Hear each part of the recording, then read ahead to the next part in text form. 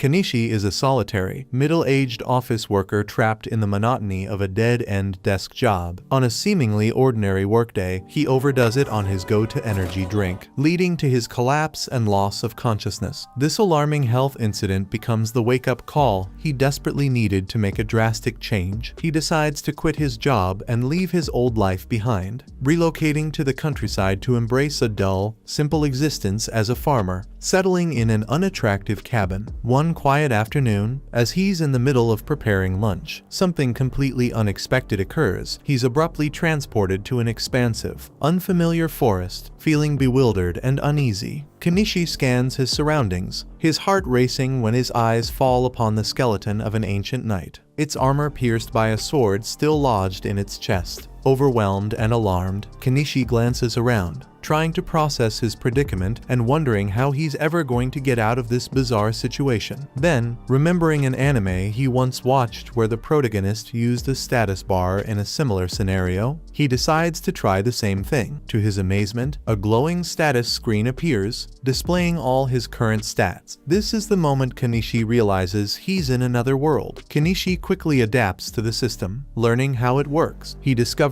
it allows him to store and retrieve items effortlessly, a feature he finds incredibly useful. Moments later, hunger strikes. The system offers him the option to buy food and water, but it comes at a price he can't afford since he's broke. Frustrated, he wonders what to do next. Kenichi soon stumbles upon the system's trading feature, allowing him to exchange valuable items for supplies. However, he quickly realizes there's nothing in his immediate surroundings to offer for trade. His gaze shifts back to the knight's skeleton, and his eyes lock onto the sword lodged in its chest. With no other options, he decides to use the sword for a trade. The system accepts the weapon, granting him 2 cartons of milk and some bread in return. After satisfying his hunger, Kenichi uses the leftover trade points to buy a shovel. With it, he carefully buries the knight's remains, offering a prayer of gratitude for the meal and the sword that helped him survive. Next, he buys a bike and begins exploring the area, knowing he needs to find a settlement and earn money quickly. Kenichi spends the rest of the day gathering items and trades them in for food and utensils. As night falls, he prepares a curry meal, ready to finally enjoy it, when a pack of black forest foxes starts creeping toward him. Fear grips him as he scrambles for a solution. Searching through his system, the only thing he can find is a box of fireworks. He throws them at the foxes, but they don't work. Panicking, he keeps looking until he discovers a slingshot with unlimited ammo. He fires a few shots, successfully scaring off the foxes.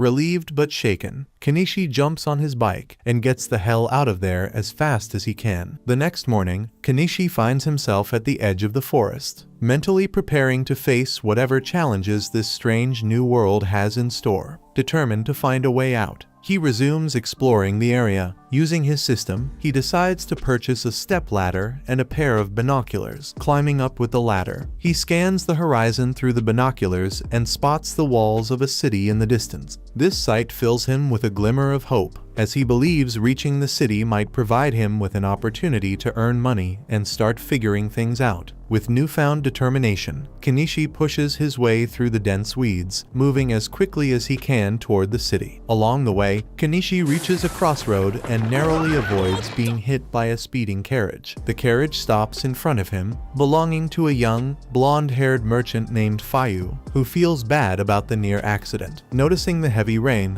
Fayu offers Kenichi a ride to the city free of charge. Kenichi climbs into the carriage and notices another passenger inside. Fayu explains that she is just a traveling bard and fellow traveler. As they continue their journey, Fayu observes that Kenichi's attire and name are unusual. Curious, he asks Kenichi what brings him to the city of Dahlia. Suspecting that he's not a local, Kenichi brushes off the question, simply stating that he's heading there for business purposes.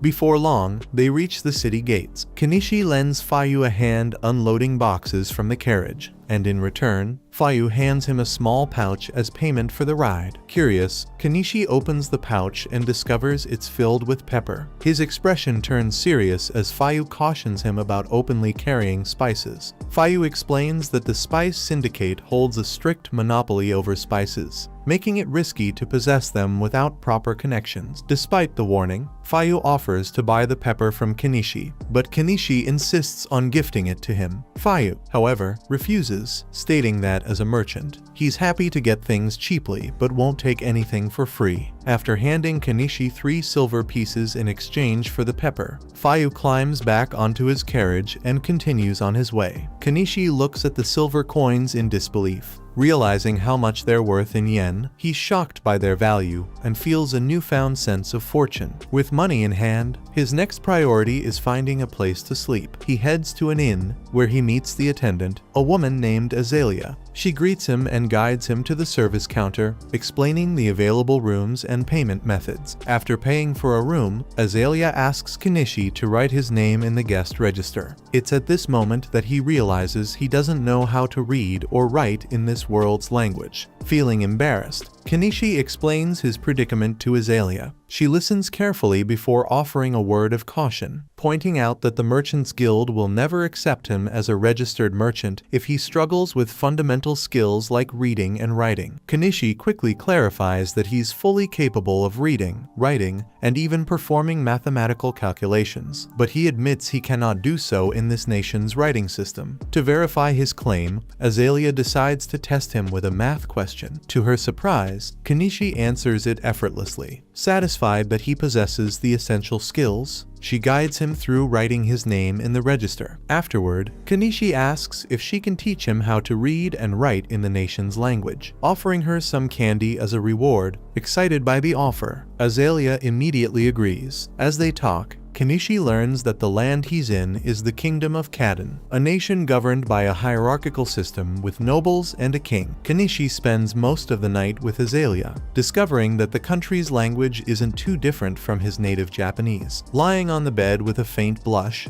Azalea is impressed by how quickly Kenichi picks it up, confidently concluding that he'll do well as a merchant. While Azalea takes a moment to rest, Kenichi, feeling a bit bored, decides to sketch a portrait of her. When he shows her the drawing, she's astonished by how lifelike it appears. Remembering all the kindness Kenichi has shown her so far, Azalea blushes deeply once more and gently pulls him onto the bed to thank him in her own way. Later that day, Kenichi goes downstairs to the guild center, where he meets the receptionist. She hands him a handwritten registration form to fill out. He's initially confused about why it's handwritten, but then realizes they haven't developed printing technology yet. After filling out his details, he returns the form to the receptionist, who validates it. However, she informs him that the guild registration fee is 1 silver piece, roughly 50,000 yen. The thought of this makes Kenichi sigh heavily because he knows he doesn't have money like that. He asks if he can pay in installments, and the receptionist agrees, giving him a sense of relief. She then hands him his guild card, a simple metal piece with a crystal embedded at its center. The following day, Kenichi heads to the market, conversing with various merchants to gather information on the prices of goods and explore potential profitable opportunities. Later, back at the inn, he decides to improve his living space by constructing a more comfortable bed. Azalea observes him from afar, impressed by his carpentry skills and the care he puts into his work, as she continues to watch Kenichi diligently working on his project. Her attention is drawn to the sturdy and uniquely designed clothespins he's using. Curious, she approaches him and asks if she could buy a few, mentioning that the thin clothespins she typically uses tend to break easily. Her remark sparks an idea in Kenichi's mind, and he begins to realize that these clothespins might have the potential to become a profitable product. The following day, Kenichi decides to set up a stand at a local market to sell these clothespins. The stand next to his is run by a woman named Anama. Shortly after he opens for business, Anama comes over to buy a few clothespins from him. Kenichi seems surprised by her interest, but Anama casually tells him there's no rule against stand neighbors buying from each other. With this interaction, they exchange introductions and strike up an acquaintance. Kanishi's clothespin business quickly turns into a massive success. On his very first day, he attracts a constant flow of customers. Much to his excitement, Anama shares in his joy, thanking him for the boost in foot traffic, as the crowd drawn to his stand has also brought more customers her way. Later, Kanishi takes some time to review his earnings. To his amazement, he discovers he's made a profit equivalent to over 15,000 yen in just one day, a considerable sum by the local standards. This achievement solidifies his belief that selling clothespins alone could provide him with a steady and sustainable livelihood. Just as he finishes his calculations, another customer approaches his stand, a tall blonde man with a sword on his hip, giving off the impression of someone important. The man browses the stand and eventually asks if Kanishi has any knives suitable for battle. Kanishi shows him a finely crafted blade, which the man inspects closely. Though it's a pristine weapon, something about it doesn't feel right. It's too short for his needs. The blonde man asks if Kanishi has anything larger. Kanishi nods and presents him with a tall broadsword. The man is immediately impressed, marveling at the quality and craftsmanship of the blade. He's eager to purchase it and asks for the price. Kanishi quotes 1 gold piece, but the blonde man hesitates, clearly feeling the price is steep. Despite this, he finds the sword so beautiful that he can't let it go. Their conversation is suddenly interrupted when a purple-haired catgirl appears out of nowhere and licks Kanishi's face. Startled by the unexpected gesture, Kanishi stumbles backward and falls to the ground. Noticing his shocked reaction, the blonde man observes silently for a moment before realizing that Kanishi has likely never encountered beastfolk before. He calmly explains to Kanishi that beings like the catgirl are a normal part of this world. Moments later, more beastfolk arrive and apologize for their sister's impulsive behavior. One of them climbs onto Kanishi's stand, grabs the cloth draped over it, and enthusiastically announces their intent to buy it. Kanishi initially tells them the cloth isn't for sale, but reconsiders upon seeing an opportunity to make money. He decides to sell the cloth for 9 pieces of copper, including a discount of 1 copper piece. The beastfolk, however, don't have the exact amount. Kanishi assures them it's fine and calculates the change they're owed. The beastfolk look at him suspiciously, unsure if they can trust his math. Just as tensions rise, the blonde man speaks up, confirming that Kanishi's calculations are accurate. Satisfied, the beastfolk hand over the money, take their cloth, and leave. The beastfolk aren't known to be the brightest when it comes to calculations, so it makes sense. The blonde man, impressed by Kanishi's honesty and ingenuity, ultimately decides to purchase the sword after all. Elsewhere in the city, a maid who purchased Kanishi's clothespins shows them to her master, Primula. Intrigued, Margaret asks if they could be used in the mansion, pointing out how much easier they would make the maid's chores. Primula agrees enthusiastically, suggesting they purchase more the following day. Taking the idea further, she envisions selling the clothespins through her own company, recognizing them as a potential gold mine. Excited by the opportunity, she rushes off to seek her father's permission to move forward with the plan. That evening, Kanishi is taking a bath by the well, wishing he could have a warm bath, but those haven't been invented yet. He decides he's going to have to make one himself. Looking through the store if there's anything he could use to make the hot bath, and he happens to find a barrel for sale and intends to fill it with water and put it over a fire so he can experience a hot bath again. If his idea works out, he thinks he might be able to make some profit from it. That aside, Kanishi has been benefiting a lot from his online store screen, but he has no idea how it actually works or how the packages even get to him in the first place. Honestly, it feels almost too good to be true, and Kanishi can't shake the worry that it might eventually demand his soul as payment. While his success with the clothespins has been encouraging, he finds himself pondering what new product he could develop to achieve similar results. However, no fresh ideas come to him. Frustrated, he gazes at the ceiling, his thoughts drifting to the bigger questions. For now, there's no point in dwelling on it, so Kanishi decides to call it a night and get some sleep. Meanwhile, deep within the forest, a young girl named Anemone is on the run.